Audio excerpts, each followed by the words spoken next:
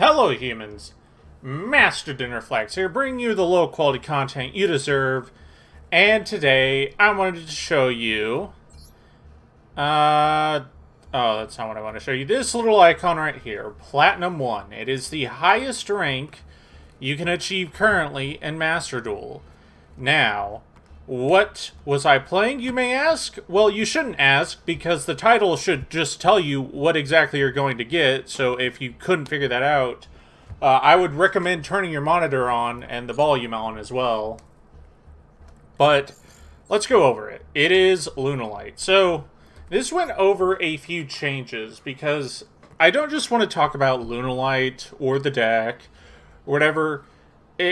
There's a lot more to talk about than just the deck itself. First and foremost, let me say, this deck is not the best choice. If you want to have the best deck, or even one of the best decks, this is not what you play. I'll be brutally honest. This is not what you want to play. This deck very clearly is an underdog deck. It performs fairly well. Sure, it has some consistency issues, but there's ways to, like, reduce and remove that. But the truth is, Tiger Chick isn't insane.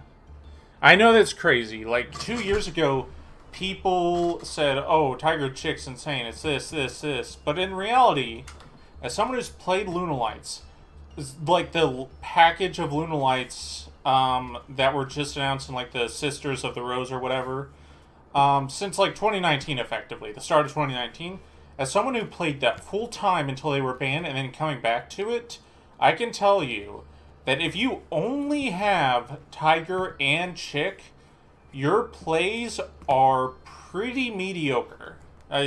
I'll be brutally honest. A lot of the times your actual good plays come when you start throwing in multiple Tigers and like multiple extenders, foolish burial goods, perfume. That's when it actually gets good. And I think I even had this discussion with some people before, but Tiger Chick alone isn't much of anything. It is virtually just 4 level 4 monsters. So now that you understand that, you can understand why this deck isn't exactly insane. Its win condition is fairly basic. It's far more whelming of a combo deck than Adamantipator, Drytron, even Dragon Link can perform much stronger the combos than this. So you might ask, why even play it to begin with?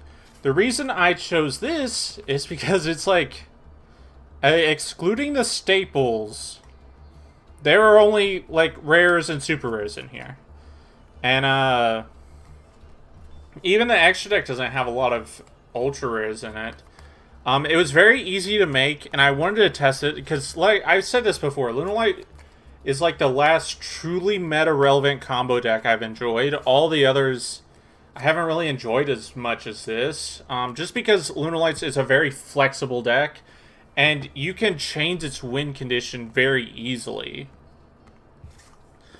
But let's just go over the list like super quick so I can kind of explain this. So for the hand traps, we got the driver, and 2 Gamma and 1 Delta.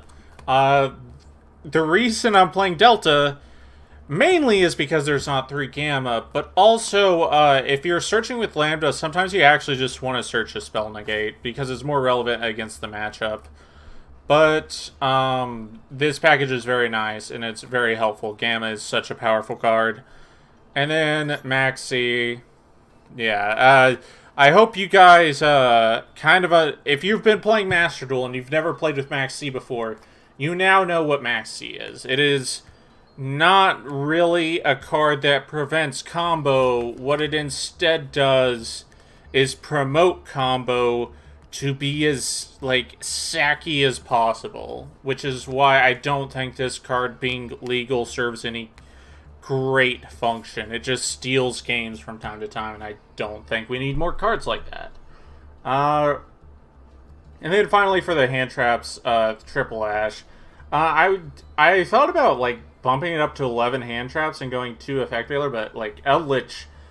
Once you get to platinum, you're going to run against a bunch of Eldritch like super stun.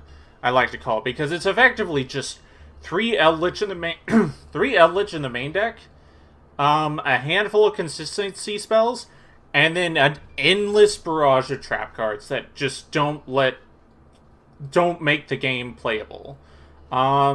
So if you flood your deck with hand traps for combo, you will automatically lose to every stun deck, and that's something I want to talk about once I get this deck out of the way. Now for the actual engine: 3 Tiger, 3 Chick, 2 Martin, 1 Emerald Bird, and then Sir Eminon got me on this card, and I was like, man, this is really goofy. Why is he playing this? Until I tried it, and this card is absolutely insane. It doesn't seem that way either, because it's just a weak Wolf Bark with a back row bounce. But like I said earlier, the stun decks you are going to face in Platinum are so oppressive that having a card like White Rabbit to say, no, put your Tikaboo, put your whatever back in hand. Oh, and if you guys don't know how it works, once per turn, you can target spell or trap cards your opponent controls up to the number of other Lunalight cards you control, return them to the hand. So even if you're under Tikaboo, you can normal Rabbit, activate Tiger, and just bounce it. So this card is like a very nice win condition against the trap decks. It's like an in-engine win condition against the trap decks, which is what makes it so important. And even if you're playing against a combo deck, it's still Wolf Bark for an extra 2 bodies, so it's like even relevant there. But yeah, actually an excellent tech. I like this a lot. Then the Zephyros, yeah, definitely just a natural part of the deck, honestly. And then Armageddon Knight and Dark Grepher. You can actually play multiple Grepher, but the point of Grepher isn't even that it's a Dark Warrior, or even that the Dark Warriors themselves matter. It's the fact that this deck isn't super consistent, and it needs as many consistency boosters as it can possibly get. And you might be saying, well, why not bump up the Greffers? And that is simply because the Dark count isn't exactly insane. And not only that, a Grepher alone doesn't do anything. Like, of course, obviously, it requires another card, but it's not just like a random dark monster. It has to be like very specific dark monsters to get it to function. So it can be really, really bad just in your opening hand. But with like Rhoda, you can search this on command. And honestly, if Armageddon Knight was not at 1, it'd just be another Armageddon Knight. But we don't have that luxury. And that's it for the engine and the monsters. I will say this, Mothman, I don't have another called by, so this should just be another called by. And another thing I will say is you should try to fit in Droplet if you can, for the Super Mega Wombo combo. And like I said, I'll explain into that soon. But for the spells, Rhoda for the Dark Warriors, Lunalight Perfume, 3 of, Foolish Goods, 3 of, Tinky, 3 of. Twin Twister will save your ass way too much. You gotta play, even if you go up against the combo decks. Like, I'm just going to go ahead and skip into it now. If you need to understand that a singles format is not something that you can just disregard. The idea of like, okay, I'm not going to main any back row removal because I don't want to lose to the combo decks. Well, guess what? Now you just lose to the stun decks and you can't climb any rating. Or you go vice versa. I'm going to main a bunch of back row removal because I'm tired of these stun decks. And then you have nothing for the combo decks and you can't climb rated. You effectively have to view it as your main deck also has to have your side deck in it. And if it doesn't have that, then you're fucked. It's that simple. You will not climb rating very efficiently. It can be slow or even come to a halt and regress if you're not preparing for every possible situation. And that's something people are going to have to learn. Like if you're a TCG player coming into Master Duel, you're going to have to learn that there is no side deck. There is no we'll get them in games 2 and 3. If you don't have a win condition against the deck, then that's it. You just fall down in rating, and it kind of defeats the rating grind if you can't even move up because of your own deck building choices. And that's why, like I said, your main deck should also just have your side deck in it. And I felt like, even though Lunalights isn't very consistent, has a lot of bricks, and it needs a lot of pieces to function, it still has enough room for you to main side deck cards, like enough hand traps and like Twin Twister, and even like White Rabbit can be an alternative to the back row decks. And you don't really need too much for combo. Like, I do want to fit in droplets eventually, but Maxi, Gamma, Ash, and even Delta sometimes can really push a combo deck to its knees if you draw them in conjunction, or like draw them off of Maxi, which is even more insane. That's it for the spells. For the traps, you need Serenade, Dance, and then tech I decided to throw in for going first is Sento. So you, if you already have a fire formation, you can make Tiger King and set this, and when you do that, you're going to keep the Tiger King on board, and it's just a spell and trap, negate, counter trap. You definitely need this because cards like Droplet and Dark Ruler could actually just end the duel for you sometimes, so it's like a necessity. I actually don't like this counter trap at all, but well, I showed earlier I was playing Lunalight Orcust, and the Orcust cards were so bad. Like, it required all of your resources to go into Orcust combo to get the counter trap, and it was like less than what you could just do making a bunch of rank 4s, and I just decided, you know what, that's worthless. I'm not doing this anymore. So that's how I ended up cutting that package. And then finally, for the extra deck, there should be 2 Tiger Kings in here, but it's an ultra rare. Nightmare is very good. Baguska should also be in here eventually. I need to figure out what I want to cut for that. And then a Crazy Box, because like I said, the Eldritch deck is something you're going to see a lot of in Platinum. Just a lot of players just like on heavy, heavy floodgates, and one of them is Skill Drain. And while Skill Drain is up, the win condition of Rabbit kind of falls apart because this needs its effect. So you either have to draw a Twin Twister, or you summon Crazy Box, and you just keep beating over all the Golden Lords, forcing them to constantly use their effects, where you can like blow them out with the Called By, which again actually should be at 2. You can like force a lot of situations out of that deck. But there's also a lot of other stun decks, like Draco and whatnot, and even random decks are just have Skill Drain in it. And you just summon Crazy Box and kind of punish that playstyle, which is nice. Force Tricks you need for combos. These are what's going to get cut. Trident for another Tiger King, and this probably for Baguska or Dweller. And then Redoer you actually need for its effect to detach, so you can trigger the Lunalights under it, like Emerald Bird or Yellow Martin. That's a very relevant part of this card. It's actually so relevant that some combos account for it. Phoenix needed. Lambda, it's like one of the secondary win conditions, because this is a more mid-rangey build. So like even ending on a few disruptions, but you have hand traps is like good enough a lot of the time. Because you don't need to win the match, you just need to like steal game 1, because there is only one game 1, so you don't need to try too hard, you just need to try hard enough. And then IP, nice. Borg Blocker, because it discards a card, the classic. Unicorn, nice. Boral Sword, I missed this card. I actually might start playing this again on the TCG. Boral Sword is nice. It, like, OTKs way better than Access Code. This card is awesome. Apollosa, and then, Access Code Talker. So that's it for the deck. Let's go over to the side deck. I'm just kidding. Let's look at rating. I actually want to kind of get this point across. They need to, like I said, I've said this before, that Master Duel is very unpolished in many places, and rating is absolutely one of them. Because, yes, I've hit Platinum Tier 1, the highest tier, but I actually am incentivized not to play a single rated game again.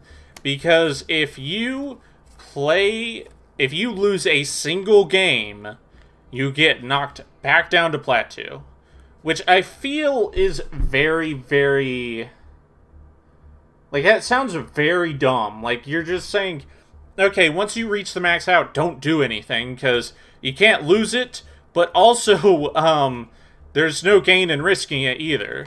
And that's actually something I think they could take advantage of, because since there's no reason to play in Platinum 1, what they should do instead is, once you hit the highest tier, all your rewards for winning the game increase substantially. Like, this is a kind of thing in, like, loot and shoot games where you can go into this very hard dungeon that you don't get a retry, but all your rewards are just so incredibly good. And I think that's an approach they should have to Platinum, like, the max rank is, yes, a single game can cause you to lose this rank, but every time you win, you are really incentivized to do so. I think that would actually keep players like competing still in this area, because once you hit tier 1, there's no reason to do anything else.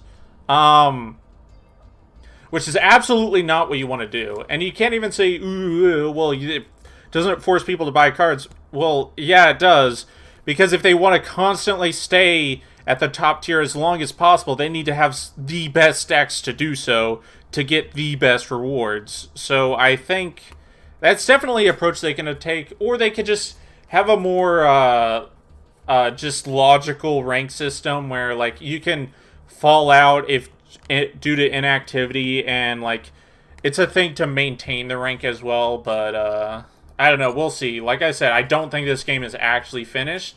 I just think it's like it was finished enough to release. And one final thing I wanted to say about Lunalight is, because Master Duel is so new, and because this format has kind of been untested, because I'm still under the impression that a lot of theory is just very far behind, because the TCG doesn't account for single games. Like, that's not a thing we think about competitively, because that's not a real situation for the TCG. But now it's something you actually have to keep in mind and realize, if you have nothing for a certain deck, that means you will probably lose to it.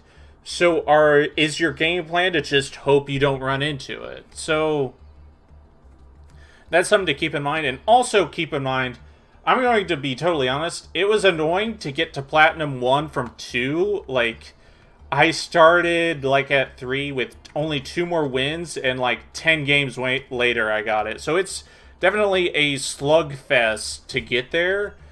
But that being said, it was still very easy to get top rated, and I started this by saying Lunalight isn't exactly a good deck. I don't think this deck is particularly powerful. I don't know why it's banned at this point. I could agree originally that, like, Tiger was kind of broken and need to stay banned, but after playing this, even in the TCG, this deck would struggle. I'm going to be very honest. This deck does not steal free wins. It actually bricks a lot, and it needs to fight tooth and nail for a lot of games. And in an actual TCG where you could side for this way better with, like, DD Crow and Ghost Spell, I could see this deck just not working in the TCG, so it probably doesn't even need to be banned there. And that's why I'll also say, don't take this build as the definitive best build, because the truth of the matter is, it was so easy to get to Platinum 1 that there's so much more room for experimentation to absolutely find the best build of this deck. But again, I'm not incentivized to do that. I'm incentivized to not play rated. But we'll see where it goes. I want to see more. I want to, like, test more again, but I can't do it in rated, so I really don't know what to do. It's kind of a tricky situation that I think Konami has made.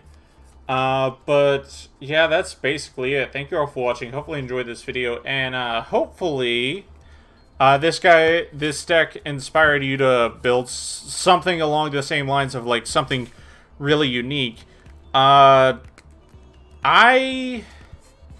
I will say, if we keep Lunalight, like, depending on how long we keep Lunalight and Master Duel, there is a combo. Like, you guys saw one of my last videos was, like, the Exorcist or rank 8. This deck could easily do that. And then, Tiger Chick goes from doing some things to being 3 disruptions on its own without accounting for an extender. So that's, like, an approach I could take to this deck. But we have to make it all the way to Dimension Force with all these cards at 3, which I doubt will happen, especially the Tinky. Because even if they keep Tiger at 3, like, this deck needs every consistency boost it can get. And it'll be a real struggle if a card like that goes to 1. But yep, that's about it. Thank you all for watching. And remember, Master Dinnerflex will take your soul.